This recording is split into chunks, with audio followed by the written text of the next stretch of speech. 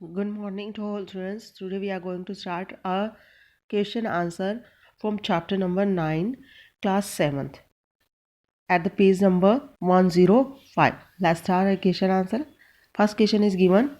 In addition to the rock particles, the soil contains. Rock particles के साथ साथ soil में और क्या होता है? Air and water, water and plants, minerals, organic matter, air and water. This one is right. Mineral, organic water, organic matter, air and water, ये भी सब मिक्स होता है सॉइल में. Next is given the water holding capacity is the highest in. किस में होती है वाटर होल्डिंग कैपेसिटी सबसे ज़्यादा? क्लेई सॉइल में. सॉइल में जो सैंडी सॉइल होती है उसमें बहुत ही कम होती है. नेक्स्ट इज गिवन, मैच करना है आपको. First question is given a home for living organism. Living organism के लिए जो होम होता है उसको क्या बोलते हैं? All kind of soil. वो हर तरह की सोइल में लिविंग ऑर्गेनिज्म रह सकते हैं. Next is upper layer of soil is dark in colour. उसको क्या बोलते हैं? Humus. Next is given Sandy soil. Sandy soil में पार्टिकल्स कैसे होते हैं? लार्ज होते हैं. Middle layer of soil lesser amount of humus. जो मिडल लेयर होती है उसमें कम ह्यूमस होती है. जो अपर लेयर होती है वो सबसे ज़्यादा ह्यूमस कंटेन करती है. That's why that is dark in colour. Next is given clayey soil. Clayey soil का क्या होता है? Small particle and packed tight. Clayey soil के जो पार्टिकल्स होते हैं वो स्मॉल होते हैं और आपस में, यानी कि उनके बीच में स्पेस कम होता है और आपस में सटे हुए होते हैं वो. Next is given explain how soil is form. Soil कैसे बनती है? Soil is form through the process of weathering. Soil किसकी प्रोसेस से बनती है? वेदरिंग की प्रोसेस से बनती है. Weathering is process of physical breakdown and chemical decomposition of rocks. Weathering क्या होती है? Physical and chemical decomposition. Physical and chemical decomposition of rocks. Rocks का जब फिजिकल और ब्रेकडाउन होता है फिजिकली, यानी कि फिजिकली मतलब बड़ी रॉक है जब वो छोटे छोटे टुकड़ों में टूट जाएगी, और decomposition of and chemical decomposition of rocks and minerals near और at the surface of the earth. यानी कि अर्थ के पास जो रॉक्स पड़ी हुई हैं और उनका ब्रेकडाउन हो जाना फिजिकली और केमिकली भी उनका डिकम्पोजिशन हो जाना, यानी कि जो उनके पास जो मिनरल्स वगैरह होते हैं उनको भी वो डिकम्पोज हो जाए, तो उसको क्या बोलेंगे? अपने weathering process. This physical and chemical decomposition is primarily done by wind, water and climate. ये जो फिजिकली और केमिकल डिकम्पोजिशन होता है वो किसके कारण होता है? विंड से, वाटर से और वेदर के कारण होता है. As a result of this process large rock species are converted into smaller pieces and eventually to soil. इस प्रोसेस के कारण क्या होता है? जो लार्ज पार्टिकल्स होते हैं वो स्मॉल पार्टिकल्स में चेंज हो जाते हैं और जो स्मॉल पार्टिकल्स होते हैं लास्ट में किस में चेंज हो जाते हैं? वो सॉइल में चेंज हो जाते हैं. ठीक है, ये क्या है? जो सोइल है वो किसकी प्रोसेस से बनती है? वेदरिंग की प्रोसेस से. और वेदरिंग क्या होती है? केमिकली और physically decomposition of rocks and minerals eight the surface of the earth. यानी कि सरफेस पर जो रॉक्स पड़ी हैं उनका केमिकली और फिजिकली डिकम्पोजिशन हो जाता है. और फिर ये फिजिकली और केमिकली डिकम्पोजिशन किस कारण से होता है? विंड से, वाटर से और क्लाइमेट चेंज के कारण होता है. और ये इस प्रोसेस के कारण क्या होता है? जो लार्ज पार्टिकल्स होते हैं वो स्मॉल में चेंज हो जाते हैं और जो स्मॉल होते हैं फिर आगे जाके और स्मॉलर में, और फिर स्मॉलर जो होते हैं वो लास्ट में किस में चेंज हो जाते हैं? सॉइल में. That is the process of soil. इस टाइप से सॉइल बनती है. Next is given how is clayey soil useful for crops. जो क्लेई सॉइल होती है वो क्रॉप्स के लिए यूजफुल कैसे होती है? The clayey soil have good water retaining capacity.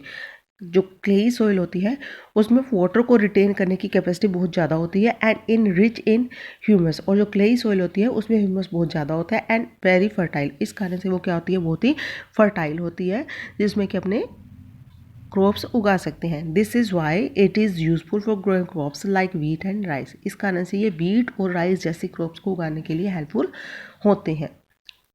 Next is given list the difference between clay and sandy soil. Clay and sandy soil में आपको डिफरेंस बताना है. First question is given proportion of the particle fine particle is more than the big particle. इसमें क्या होता है, छोटे particles ज़्यादा होते हैं लेकिन जो बड़े पार्टिकल्स होते हैं वो कम होते हैं। लेकिन इसमें क्या, proportion of big particles is more than the fine particle. इसमें जो बड़े बड़े पार्टिकल्स होते हैं वो तो ज़्यादा होते हैं लेकिन स्मॉल पार्टिकल्स क्या होते हैं, कम होते हैं। Next, it has less percolation rate of water. Percolation rate अपने रीड किया था चैप्टर में। इसकी जो पर्कोलेशन रेट होती है वो कम होती है और इसकी जो पर्कोलेशन रेट होती है वो हाई होती है। Next, it has good water holding capacity.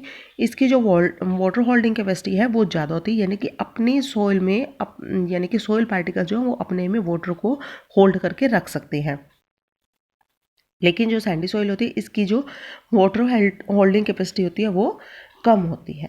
Okay, next is given, sketch the cross section of soil and label the various layer. आपको क्रॉस सेक्शन बनाना है सॉइल का, सॉइल प्रोफाइल का, और उसका आपको लेबल करना है। ठीक है, आपने ये कर चुके हैं। इसमें 4 पार्ट होते हैं। जो अपर लेयर होता है 3 हॉरिजन है, A horizon, B horizon, C horizon, next is bedrock.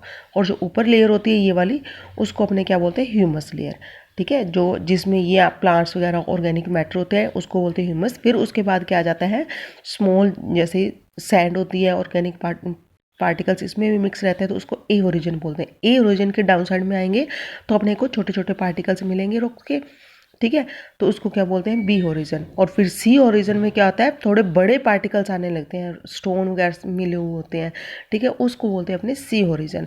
और नेक्स्ट क्या होता है, बेडरॉक। इसमें बड़ी बड़ी ये ऐसे रॉक्स आ जाती हैं जो कि एक दूसरे से सटी हुई होती हैं। और इसमें क्या आता है, वाटर होल्डिंग कैपेसिटी इनकी कंपैरेटिवली कम होती है और ये नीचे तक सीव कर जाता है वाटर। ठीक है, this was a soil profile यानी कि cross section of soil. Next is given, Razia conduct an experiment in the field related to the rate of percolation rate. Razia ने अपने फील्ड में पर्कोलेशन रेट को फाइंड करने के लिए एक एक्सपेरिमेंट किया। She observed that it took 40 minute for 200 ml of water to percolate through the soil. अब इसने ये ऑब्जर्व किया कि उसको 40 मिनट्स लगे। उसने 200 ml वाटर लिया और उसकी पर्कोलेट रेट कितनी थी, यानी कि उसको पर्कुलेट होने में, सोइल में जाने में उसको कितना टाइम लगा, 40 मिनट। तो आपको क्या फाइंड करनी है, पर्कुलेशन रेट। ठीक है, initial amount of water is given 200 ml, time taken 40 minutes. The time of percolation rate का फॉर्मूला क्या आता है, amount of water divided by percolation time. तो अमाउंट आपको गिवन है 200 ml और जो टाइम गिवन है आपको 40 मिनट्स। इसको अपने डिवाइड करेंगे, आंसर विल बी 5 मिलीलीटर पर मिनट।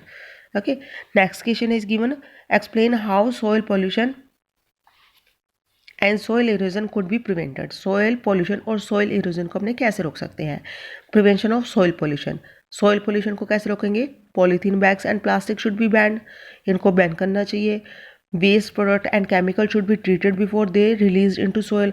जब वेस्ट प्रोडक्ट्स को या केमिकल प्रोडक्ट्स को, जैसे फैक्ट्री से निकलता वाटर है या अदर जो वेस्टेज होते हैं, उनको सोइल में मिलाने से पहले उनको अच्छे से ट्रीट करना चाहिए। The use of pesticides should be minimise. Field या क्रॉप्स में जो पेस्टिसाइड्स का यूज़ हो उसको कम से कम करना चाहिए। Next, prevention of soil erosion. Soil erosion को कैसे रोक सकते हैं, by planting trees, by preventing deforestation, by maintaining porous structure of soil. Okay, जो सॉइल की पोरस स्ट्रक्चर है उसको मेंटेन करके अपने क्या कर सकते हैं, सॉइल इरोजन को रोक सकते हैं। Next is control and reclamation of revenues and shifting of cultivation. यानी कि कई बार क्या होता है, क्रॉप्स को अपने क्या करते हैं, पूरी control and reclamation of revenues and shifting of crops. यानी कि सॉइल का जो यूज़ है उसको control and recombination of revenues and shifting of cultivation, यानी कि अपने को कंट्रोल करना चाहिए किसके ऊपर, रिकम्बिनेशन। यानी कि जब अपने मकान वगैरह बनाते हैं तो उसके लिए मिट्टी चाहिए होती है तो अपने वहाँ से मिट्टी उठा लेते हैं। ऑफ रेवेन्यूज यानी कि फिर जब वहाँ से उठाएंगे तो वहाँ पे क्या होती है, दरारें पड़ जाती हैं, यानी कि वो खाली हो जाता है स्पेस और उस कारण से वहाँ पे वो जगह छोड़ देता है, खाली हो जाता है। एंड शिफ्टिंग ऑफ कल्टिवेशन, और कल्टिवेशन के लिए अपने भी मिट्टी वहाँ से उठाते हैं। ठीक है, कल्टिवेशन के लिए और जो बिल्डिंग्स वगैरह बनानी है उसके कंस्ट्रक्शन के लिए जो अपने मिट्टी उठाते हैं उनके ऊपर भी रोक लगानी चाहिए। नेक्स्ट आपको पजल गिवन है, सॉल्व करनी है। Okay, thank you.